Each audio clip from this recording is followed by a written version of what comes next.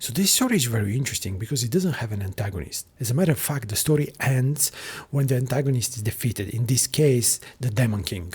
And our party returns victorious, and that's where the story starts. Now, because they've defeated the Demon King, they've ushered an age of peace.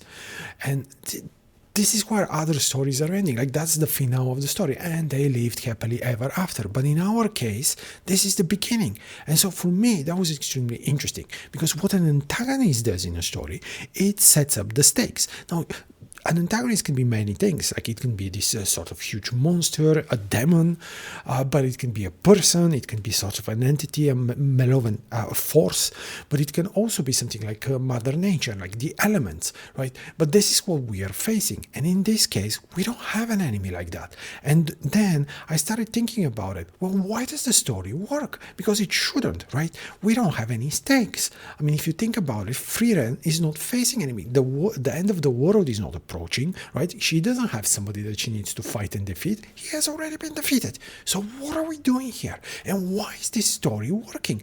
This was an extremely important moment in my life as a writer, because I was looking in this anime and I said, all right, why do we need then stakes? Wow. And I was thinking about it. Of course, we need them because that's what makes us want to see where the story goes. That's what makes us want to turn the next page and find out what is happening. And then I realized, all right, if you don't have that, how do you replace it? How do you keep the readers or the listeners' interest without having clear stakes? And what this anime does, and which is really interesting, is that we are moving not in a story that is driven by a plot, but rather a story that is driven by characters. And the thing that we find so interesting when we begin Frieren is not where the plot is going, because we're not really going in any direction. We have to wait by episode 4 to find out the story, the overall plot of where the story is going. So at the beginning, what we are grabbed by is the character, Frieren. And she's a unique character, of course. She's very special. But the point is, this is a character-driven story, not a plot-driven story. Without an antagonist and without clear, strong stakes at the beginning. Yet it works. And that's why it's so, I think every writer should take a look at it and realize how those things can actually be done. What is really also amazing about this story is that it doesn't have a catalyst. Now, a catalyst is the exciting incident, the thing that happens which propels a story in a certain direction. If you think, let's take an example of a really story that everybody knows, Harry Potter. It's when he receives that letter that he's invited to attend a wizard school, right, to become a wizard. That is the inciting incident, the catalyst of the story. And in the first episode, the second, the third, there is no such thing. Yet our interest is kept. It arrives at the fourth episode when Frieren finds the notes of her old mentor, and she realizes that up north there is a place where you can talk to the soul, to the souls of the people that have passed away. And so now we are getting the story, a sort of direction of the story, and this propels the story of her going and retracing her steps of the previous adventure that she had.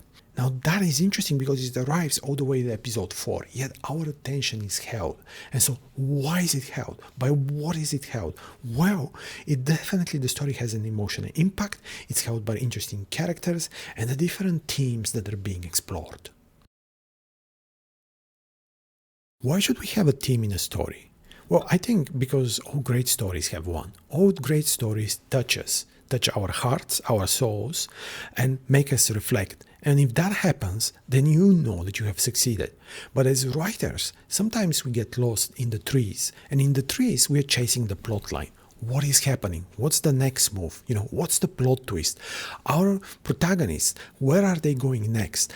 We're in the middle of the book. Is my story slowing down? So we're constantly thinking and reflecting on those things, and sometimes we miss important things, like introducing a strong theme in our story, which is really important.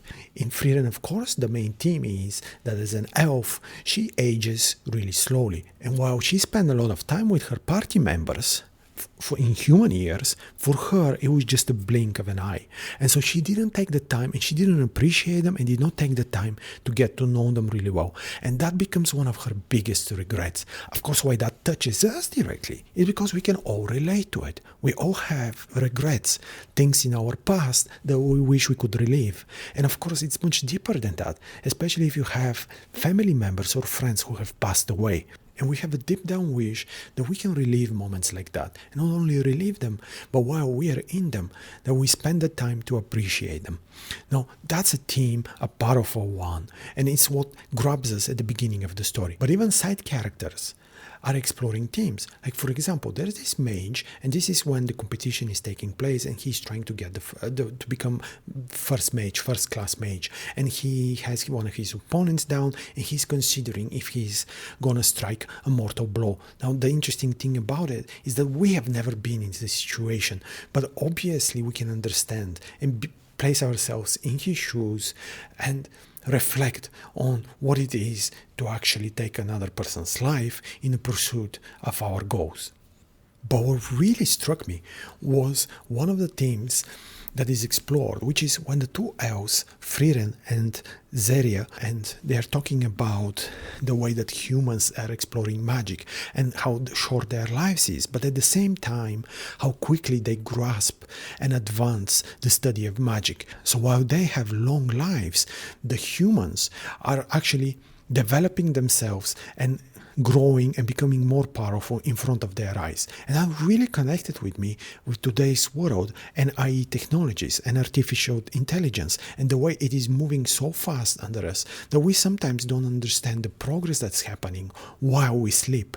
And it's the same thing. The two elves are looking at the humans, the progress they're making in the study of magic, and how that is advancing so quickly compared to the slow way that their lives of elves develop. And that just made an immediate connection for me with artificial intelligence, and it really touched me and it made me think.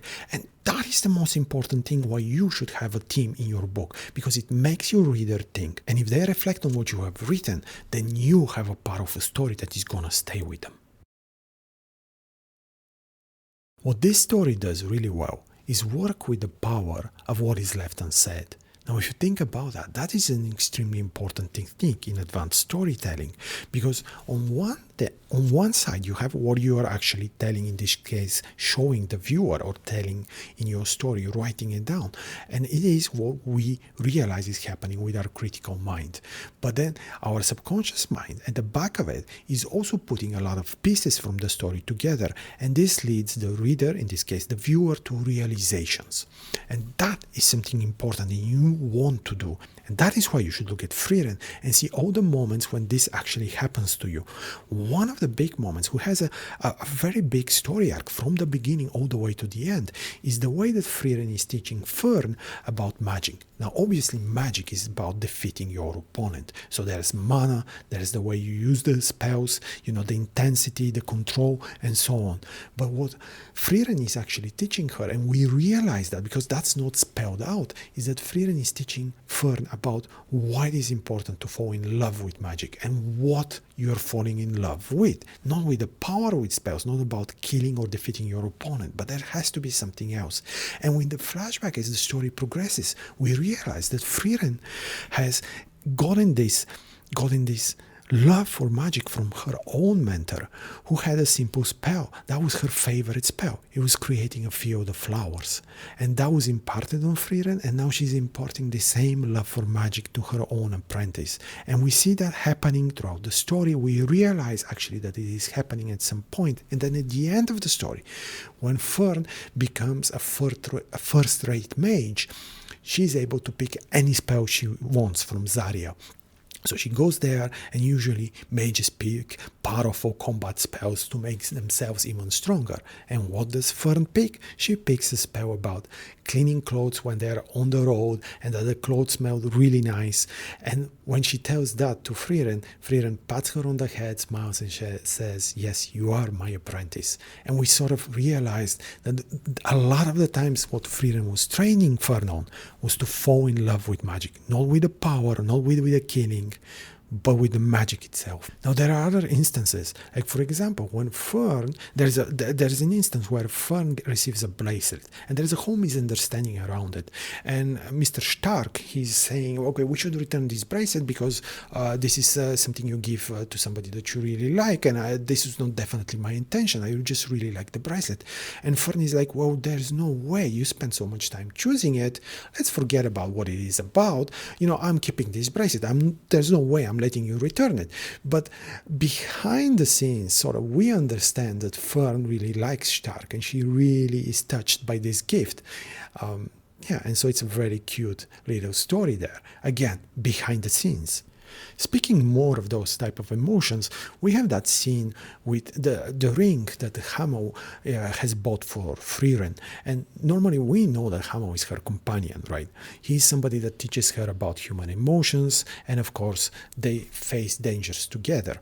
But at that scene, we sort of start thinking, wait a second, maybe there is more to their interaction. Maybe Frieren looks at Hamo, and she doesn't even realize it at the moment, but maybe she sort of thinks of Hamo with a little bit more than just a companion and a mentor, perhaps. And that really makes us think, makes us delve into the story. And if you're a writer, a script writer, a book writer, this is an amazing way to get your audience involved in the story. Speaking of characters, how can we make them three-dimensional, characters that can be remembered, that are unique? Well, one way to do that is with quirks. So in this show, every character has that small things that defines them. If we take Frieren, it is her, of course, inability to wake up in the morning. I mean, she's the most powerful mage in the land, but she cannot wake up early in the morning for the life of her. There is also the fact that she loves exploring, and she loves especially checking different chests. Even if she casts a spell, she knows for certain that this is a mimic, she still needs to open the chest and see what's inside. Perhaps there is a grimoire in there. And the reason for that is because she, as she explains, well, the spell for checking for mimics is only 99% accurate. That means that every time that she knows this is a mimic, there's 1% chance that it is not, and there is a powerful spell that she can discover in there. So every time she gets trapped. I mean, it's funny, but it's also something that makes her really memorable. But that is true for all characters. Aizen, when he thinks about important matters, he strokes his beard. Fran, the way her character is, always gets upset, gets into this bad mood, and that is really innocent and really defines her. Then there's Stark. Stark, his hands, they tremble every time he faces a powerful opponent, and the way he deals with that fear. I mean, that really defines him. And so, little quirks that make the characters three-dimensional and that we remember them. And to that, we add touching backstories. And in this show, there are plenty of that for the main characters. I mean, as the episodes go, we discover more and more about them. Now, some of the main stories that really, really touch them, I'm not going to go over each one because you probably remember best the ones that have touched you. The one that really connected with me was that of Stark, because as a little boy, he's trying to impress his father, and he works really hard, and he's always compared to his brother, who is much better, of course, older than him, and his father says, he's skilled, you're not.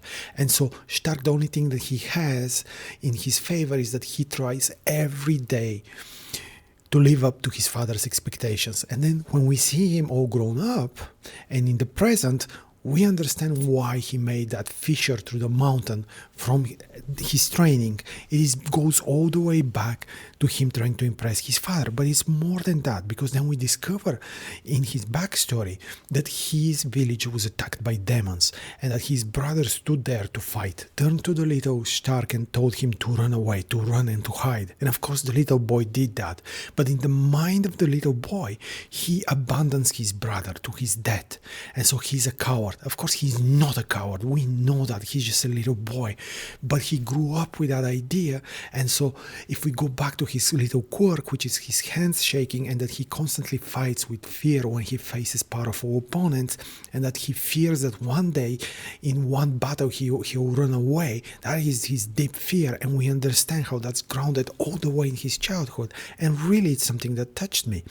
But But it's not only the main characters. I mean, if you think about Old Man Fall, now he is an old man that protects a village, right? And we understand, as our party talks with the villagers, that the villagers don't even remember why he is there.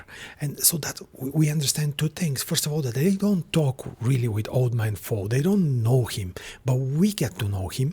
And as we get to know him, we understand that he's doing this for his wife, a wife that has passed away. And to honor her memory and a promise that he made to her, he's guarding this village. And the sad part is that he cannot remember anymore her face. It's been so long ago that she's passed away, but he still every day wakes up and is there on his post defending the village. And again, this is a really powerful, emotional character that is not even a main character, but because all characters are like that, we remember them even when the show is over, when the episode is over, or if this was a book, when we close the book, we're still gonna think about those characters that touched us. And that is powerful writing, that is powerful storytelling. So in creating memorable characters, we have quirks and we have deeper impact by giving the characters emotional backstories. And it's not only that, but also emotional moments. If you create that third element, you definitely have nailed in creating an amazing characters that stay with the viewers, readers. In this case, if we think about Frieren, she starts in this scene crying for Haider because he is passing away. And she's telling him that he needs to spend as much time as possible with Frieren in the days that he still has left. And as she cries, we realize that she's telling him that, but that is also something that she has learned about herself and about the time that she spent with her companions, and that she didn't really make the memories, got to know them, and she misses that. It's about her, it's about the dying friend she has in front of him. And we also get a glimpse of Fran at the back, and we understand that she's also crying. And it's a powerful emotional scene that stays with you. And if you create things like that in your writing, you've done an amazing job in bringing your characters alive and making them stay with the reader or viewer. And there's also this scene that really touched me. I'm going to read it because I don't want to get infringed, copyright infringements and so on. But this was a really touching scene. And I watched the video and the movie dubbed. So this was the English translation, which I'm going to read word for word. This brings back memories, traveling together. It transports the soul to a different time, a time when the world was ours to discover. And each mark of life on its surface seemed so brilliant and new. And finally, I'm going to mention one last scene that really connected with me. It was Frieren staying at this village where there is a statue of the old heroes, the party. And she's, of course, among them. The villagers do not realize that Frieren is the one, the mage of the party. And anyway, they're celebrating every year, once a day, they're celebrating, remembering their memory and remembering that they defeated the Demon King and brought this age of prosperity. And so Frieren asks the villager, are you going to do this in 100 years? Are you still going to remember them? And the villager says, of course I will. Definitely, we will all remember. In 100 years, we will still remember. We will still be here every once a year in their memory, holding these festivities. And then she says, well, what about in 1,000 years? And the villager thinks about it and says, well, that is more difficult to predict. And it's such a powerful moment because it connects to the main theme of the show, which is about the passage of times, about the memories we make, and of course that everything disappears eventually. As there's the saying that every grave goes without flowers at a certain point. And so this really touched me, and it's moments like that that we share with the characters that the story comes alive. So not only the characters, but the story itself. When we have moments that are really connecting with us, and that shared humanity that we all have. Finally, to make an outstanding character, we need a growth arc, and Frieren has those. They're different, and I'll pick up on one. In this scene, Frieren is wondering what kind of gift to give her apprentice friend, and she realizes that she doesn't know a lot about her because she hasn't spent the time with her apprentice. Now, this in itself is a growth arc because Frieren now realizes that she has been missing moments to connect with the people around her, in this case, her apprentice. And in the scene, she also learns that it does not really matter that much, that she doesn't know a lot about Frieren. What really matters to Frieren is that she is trying. But of course, this needs to happen for all characters, not just the main one. So, for example, Frieren has such a growth arc as well. She has different one because she's maturing. Obviously, that's an obvious one. Another one that I really found interesting was with the way she perceives magic, because at the beginning, she begins to learn about magic because it's something that she needs to do for her mentor who adopted her. And she's like, I want to prove myself and I want to be a good girl, and that's why she studies magic. But she doesn't really love magic. And spending time with Frieren, that changes. She becomes to enjoy the magic and the exploration because Frieren does, and that rubs on her. And then later on she realizes that she also loves magic like her new mentor, because there are things to discover, not about the power of the spells or how strong she can become, but about the simple things that make magic great, like creating a field of flowers. And that wonder about magic rubs on her from Frieren, and she has this sort of arc that she goes through, and I just found it really interesting. And all those things make for deep characters that come alive on the pages of the manga or the screen of the anime. Now that we have seen the characters at Frieren and what makes them so powerful and strong and how we should also write them, let us look at something else in this story that does really well, and that is defying expectations.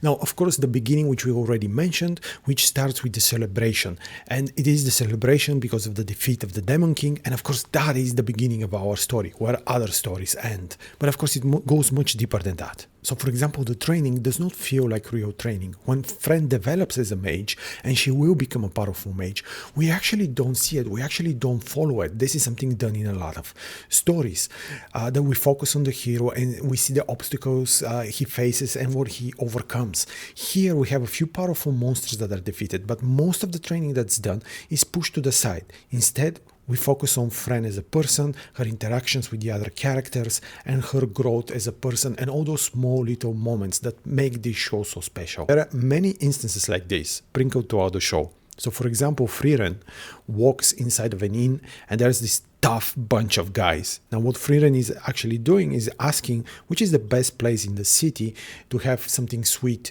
to eat. She wants to know that because she wants to bring Frieren for her birthday there. But those guys, they are tough, they're looking menacing, and like we're expecting a fight. But all of a sudden, we find out that they're connoisseurs about pastries and about sweet things. So they point her in the right direction. They explain that all the sugar, recharges them and they can fight monsters after that. And it's just, the show goes in a completely different direction. Gives you a smile to your face. It's just amazing. And there are other moments like that, like when we meet Stark, like he's this powerful warrior that is training, and then we immediately realize, wait a second, because the story immediately goes in a completely different direction. The only reason that he's the hero of the village and everybody thinks that he's this powerful warrior is because he froze. He froze in fear in front of the dragon, and when the dragon left, everybody in the village thought, oh my goodness, Stark defeated this dragon, or the dragon is afraid of Stark. Well, it's the other way around. And so this again, the story goes into one direction, we're meeting our powerful warrior, and then all of a sudden we're in a completely different path. And so every time the story moves into a trope, we actually move in a completely unexpected direction. For example, when the party recruits their priest, they spend a whole episode trying to convince him, and then they spend 1 and 2 episodes getting to know him and him getting to know them, and there's the relationship between the party that grows. And so we are like, okay, they've recruited their priest, and now he's well integrated into the party, and bam! What happens? The priest has to go on his own mission, so he has to leave the party. And so we're going into this direction that a lot of story has gone into, a lot of tropes. We are recruiting a character for our party to join us on our adventures, and as soon as we get to know him, he moves away. Like, that doesn't happen in other stories. Here it's fresh, and I love it. And finally, I'm going to mention the old man that comes to give advice to Stark. Now, the old man is sort of this trope of the old mentor that comes and, imparts all that wisdom to the young warrior. And he actually does that. But the funny thing is that Stark is like looking around. He's like, I don't know who he is. I don't know most of the things he's saying. I've never asked him for advice. He comes in, talks to me, and then leaves. I don't know who he is. I mean, again, so fresh, and we move away from tropes that we know. And I was wondering, was this done in the initial manga, in the story? Was this done that the old man was there actually, like a real old man? And then the author said, you know what? This is way too tropey. I'm going to move in a completely different direction. But defying expectations is not the only thing that elevates this story. There's something else. That is threads that constantly go back and connect to other things that we have experienced in the show. So as we uncover things about our protagonists, it is sort of like a jigsaw puzzle that we put pieces together in the back of our minds, and those threads that go back constantly add to those pieces. Now here Stark is being praised by Frieren. She's saying to him, you're exceptional, that was quite the show, well done. This is when he defeats the dragon. Now of course this immediately connects also with us when we know about his backstory, when we learn about it, and this praise is the exact moment when Stark decides to join the party without any words being exchanged. And we realize that later on when we discover the backstory that he was never praised by his father. This is something that we talked about. Anyway, so threads like that always lead and connect, and everything is working as a whole perfectly. And so, for example, also I told you about how Frieren fell in love with magic, and he gave that love to Fern. About spells which are not about power and defeating your opponents, but spells that just makes moments and life much better. This creating a field of flowers. And then we realize that's also the favorite spell to Frieren's mentor, Flam.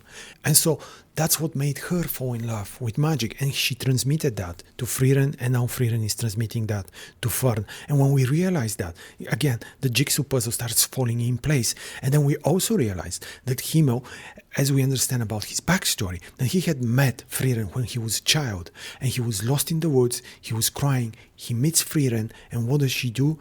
In order to calm him down, she creates a field of flowers. And that is when Himmel falls in love with magic. And here I'll give you one last example of this storytelling technique. It's when at the end, when Frieren says, and she said this to many people before, I'll see you later. When she's bidding farewell to somebody. And instead of this powerful goodbyes, this is the simple thing she says. And then we learn that she learned that from Himmel and from her time in that party. And so again, even at the end, like this is the end scene of the whole series, we have a connection that goes back and grounds us in what came before. So let's talk a little bit about the magic system in this show. Now, normally in fantasy, we can sort of describe the magic as being hard or soft. Hard having, strong rules that we as readers and viewers can understand, and soft is things just happen, they just appear and come. Now, this show is definitely not completely soft, but it's on that spectrum, so to speak. So, for example, of course, the magic has cost, mana, mages run out of mana, but how do they cast the spells? We never get into that. Now, we know, we are told that the defensive spells, for example, are very mana intensive, and so that's why it's really important for a mage to have extremely good perception to see the attacking spell and cast the defensive spell at the moment of impact, so the mage wastes as little mana as possible. We're also told about offensive spells, and the offensive spells is there are three components we understand that are really important: the mana being used, the control over the mana, and the power of the spell. Now that's a little bit mysterious, because me personally, I would have assumed that the power of the spell is directly proportional to the mana being used. But of course, this is soft magic, so we're not delving into it, and it's sort of something that, okay, we understand, let's work with it. We're also introduced to the idea in this world that magic is something that is researched like science. And so when we have the spell of a demon, that spell can be studied and then refined and then repurposed, instead of killing humans, to kill demons. And so this is a really interesting idea. We don't go into depth. We don't know much about how the research takes place and what is happening, all the details. We just understand that because, again, this is on the softer side of things. And in the show, magic battles, they come into bursts. Like we don't spend a lot of time just battling and using spells and defeating opponents. So when a battle comes, it is so interesting because it comes also with this amazing music that the show has. And so battles that are not all over the place, but are a few far between, and when they come, we really appreciate them. And so this is really interesting to consider if you're writing your own book. What kind of magic system do you want? Because having a magic system that is really detailed and we as readers understand how it works, what its limitations are, how it can be cast, that is something that's really powerful as well. We don't have in this show, but you should consider it. And if you want to see examples of this, I mean, just go read Brandon Sanderson's first book of Mistborn. That is a great introduction to how to do hard magic. In conclusion, I wanted to leave you with a picture of the author, but when going to search in Google to get that picture, I mean, I'm getting a woman. Yet, if I read different articles, I'm being told that the author is probably a man, just because of the interviews that have been done in Japan and the articles there, the honorifics are those for a man. I'm not sure. In any event, I went to Goodreads and over there the author does not have a picture. So I'm not sure. Perhaps you know more. Whatever the case, this is a beautiful anime. And I wanted to leave you with some of the images and beautiful moments which actually are part of the world building. Something that we as writers need to do.